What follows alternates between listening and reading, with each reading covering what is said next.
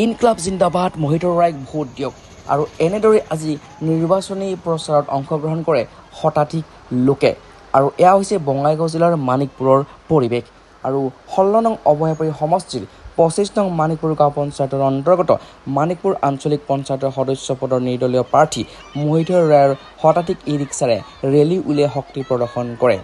নিৰ্দলীয় প্ৰাৰ্থীজনে দুৰ্নীতিৰ বিৰুদ্ধে ৰাইজক ভোট দিয়াৰ বাবে আহ্বান জনায়। সমগ্ৰ মানিকপুৰ ৰাইজক অনুৰোধ জনাইছো যিসকলৰ ভোট উঠিছে সকলোৱে যেন ভোট দিয়ে আৰু প্ৰকৃত অৰ্থত মানিকপুৰ ৰাইজে স্বামী কৃষ্ণানন্দ ব্ৰহ্মচাৰী অসমৰ পঞ্চম জনা মহাপুৰুষ তেখেতৰ স্থান হৈছে মানিকপুৰ পবিত্ৰ মানিকপুৰ। আশা কৰোঁ মানিকপুৰবাসীয়ে ভোট দি প্ৰকৃত অৰ্থত উপযুক্ত এজন প্ৰকৃত মানুহক ওলাই আনি জিকাই আনে আৰু আশা কৰোঁ যে অনাগত দিনত যে এই যে ইলেকশ্যনটো হৈ আছে কোনো যাতে বাধা বিঘিনি নহয়, কাৰো যাতে হাই কাজিয়া একো নহয় তাকে কামনা কৰিছোঁ।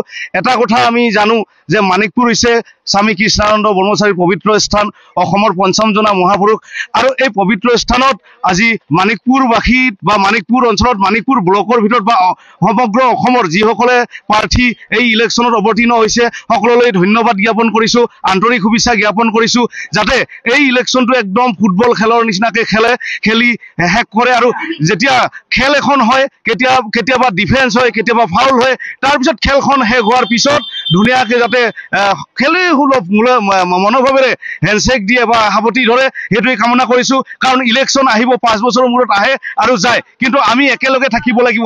মানিকপুৰবাসীলৈ সকলোলৈ অনুৰোধ জনাইছোঁ যে শৃংখলাবদ্ধভাৱে যাতে অহা 7 তাৰিখে সকলোৱে যাতে ভোট দিব আহে, ভোট দিয়ে উপযুক্ত যাতে এজন প্ৰকৃত মানুহক প্ৰকৃত ৰাইজৰ মানুহক যাতে ভোট দি জয়যুক্ত কৰে।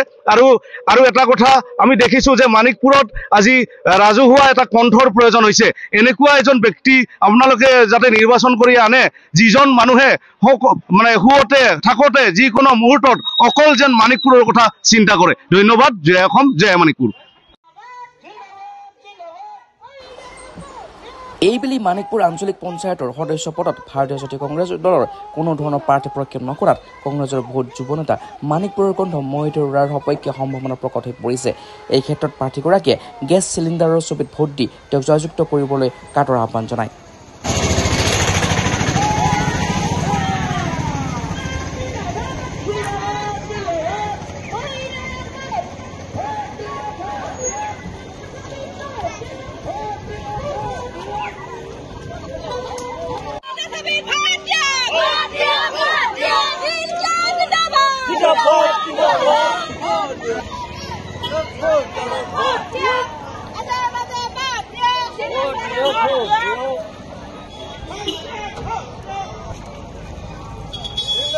Zindabad.